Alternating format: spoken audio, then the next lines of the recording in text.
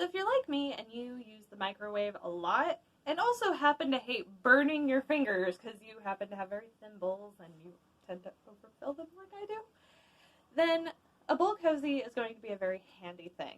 The main thing that you have to remember is that you cannot use synthetic fibers because of the fact that synthetic fibers will either catch fire or melt. So this is 100% cotton.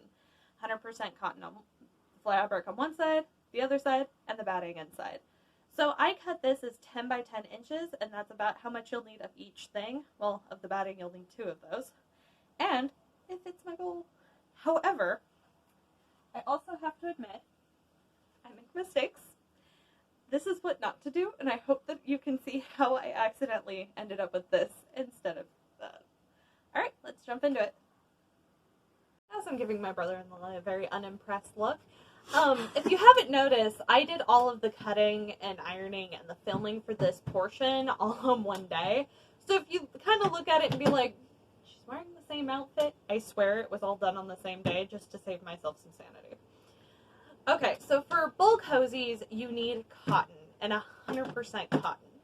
So I choose, I don't remember what batting this was actually now that I was about to say it, but this is 100% cotton batting. You want this because otherwise, if you choose to put your bowl cozy into the microwave, it might catch fire. So because we want to avoid that, let's just not get any synthetic materials involved. So this is 100% cotton on top. It is Darth Vader, because this is a set that I'm making for home. When you cut this out, I cut the novelty or whatever cotton is going to be on the outside first as a 10 by 10. When I've already done that, I pin it to the batting and then I cut the batting around it, and it tends to make it so that it doesn't shift or anything when I need it ready to go. And then I just tend to pin it so that each corner is pinned, the center is pinned, and that's it. So about 5 pins tends to be what I need. So, other pro tip, have your cottons facing each other when they're ready to go. Because if you have the batting touching the cotton, it gets all the fuzzies on it, as I just lint rolled them, because I hadn't done that to start with. So, these ones are already on to the next step, which I will, again, do when I do this one. But you're going to sew X's. And you're going to you can make a line to follow, or you can freehand it. It's yours. You don't need to make it so precise. As long as you're kind of making your X, it's good. I'm not going to judge you. I don't know who would judge you, because that's not fair, especially if they don't sew. The next step after you do the X's is to fold it in half, and I've already made a template for this. You fold it in half. You have 2 inches down the fold and 1 inch away from the fold, and you draw a diagonal line between that on both of these sides. And then you fold it like a fortune teller the other way and do it on this 2 sides. Okay? If you do it the reverse way, so if you make it so that it is 2 inches up and 1 inch deep, like this, you end up with something like this that is great for potatoes. So, because I was testing this out and I was like, I messed up. That's okay. Because again, this would be great for potatoes because of the fact that it can just nestle together kind of like an alien egg. Please no face hugger jokes. Maybe I want all of the face hugger jokes you don't know. So, because of that, this is not quite the right shape for a bowl, because it just isn't the right shape, which means that I had done it wrong, and I'm going to admit I had done it wrong. So this is also the next step, which I'll model on the next process, but I just wanted to show you, if you're going to skip ahead, please remember which way to put it, because I didn't. On each of these, I already have drawn lines where you fold it in half and you have 1 inch down the fold and then 2 inches down the fold and 1 inch from the fold. So I'm going to go forward, then I'm going to lift my foot, rotate the whole project, and go back the way that I came. This makes a very strong seam so that it doesn't come out in the future. So let's go ahead and do it.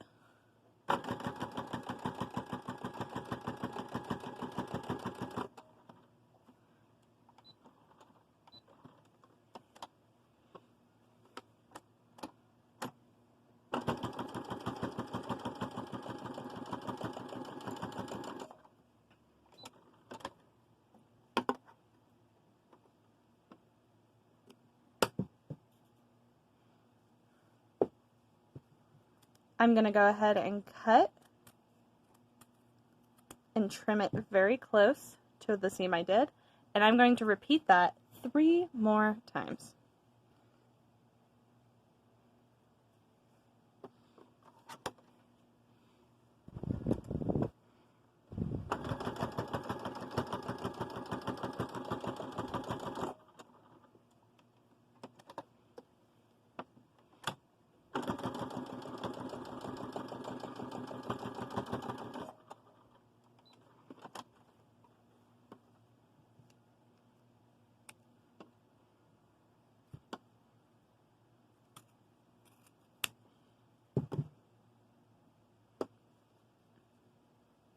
Now when I do this next part, I'm going to make sure that my corners match and that this is right here.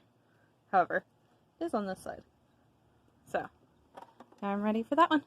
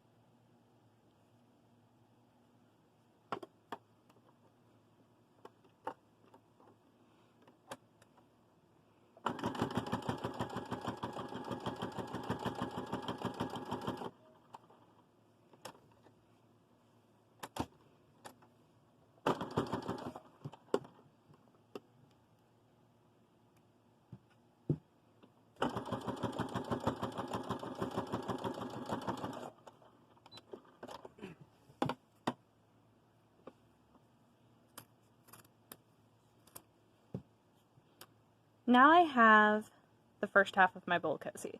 When I do the second half, which I already have done, right, I'm going to flip it so that right sides are together and then pin all around this edge. So now we pin.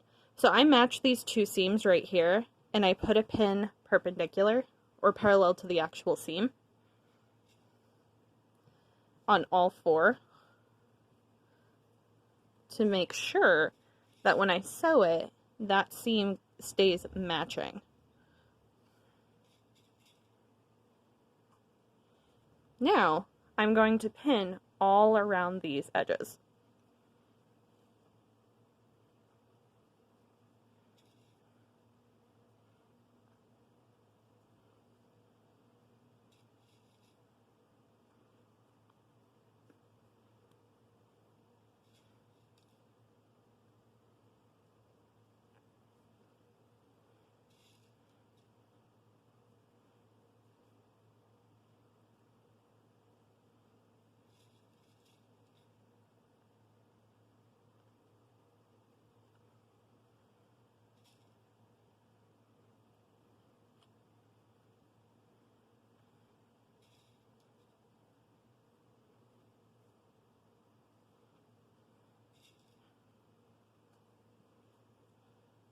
Alright, now we stick it back under the machine. So when you leave your hole open to turn it inside out, I tend to start on one of these corners and make sure I leave about this much space open. So I'm going to start on this corner, go forward, go backward, and then continue all the way around.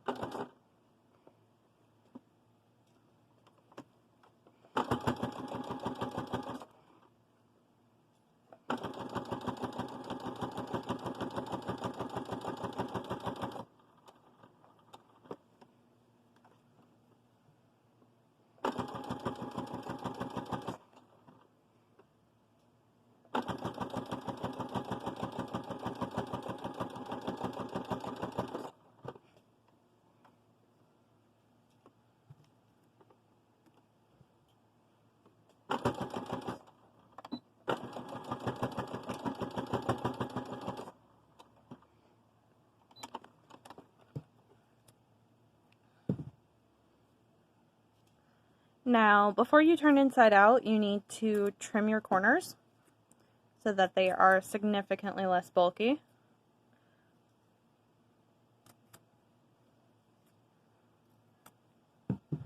Okay, now turn. The other thing you can also do is to loosen up this by clipping it in between that space so that it's got a little X in between that seam so that it's easier for it to concave. And also make sure you don't leave any pins in, like I do all the time, which stabs me in the middle because it hides in the batting. Alright, turn inside out. We have this turned inside out, and you'll notice this is actually my messed up one. So what we're going to do is we're going to find a place where we can hide that back stitch, which on this one, because there's black on this side and then multicolor on this side, this part is dark enough I feel like it will hide the black thread, so this is where I'm going to start. And as you've seen, I've already pushed the seams out and pinned them so that I can top stitch all the way around and hide that hole where I went inside out.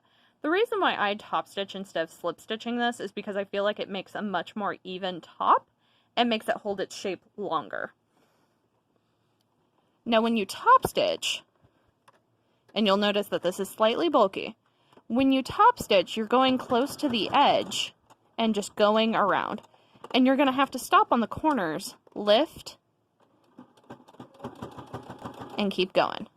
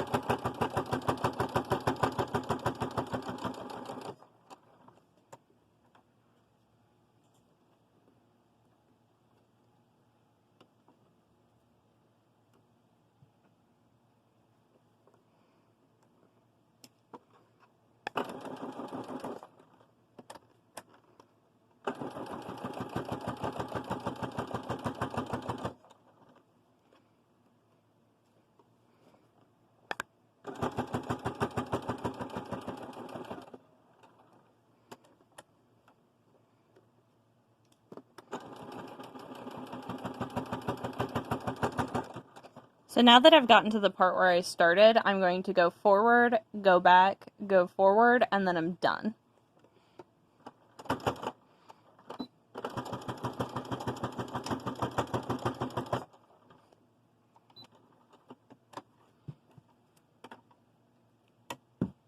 Now you can't even tell where my hole was. And now this is going to be my very shallow potato one. I'm going to go ahead and also do my actual bow cozy. So this is my regular suit bow cozy, and you'll also see that it's a lot easier for me to top stitch this one.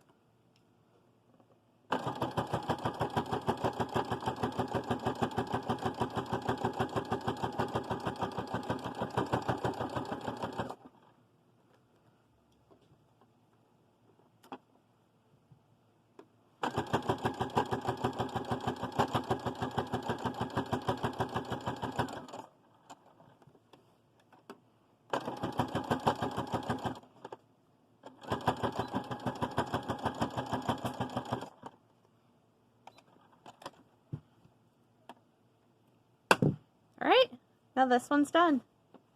This is a lot thicker, and I believe that's the battings issue of me having 2 layers of this particular batting, so it's a lot thicker than usual. But that's alright because of the fact that it'll probably shrink up in the wash. So, this is my bowl cozy. Ranger says, please like, comment, subscribe, and share, and have a great day.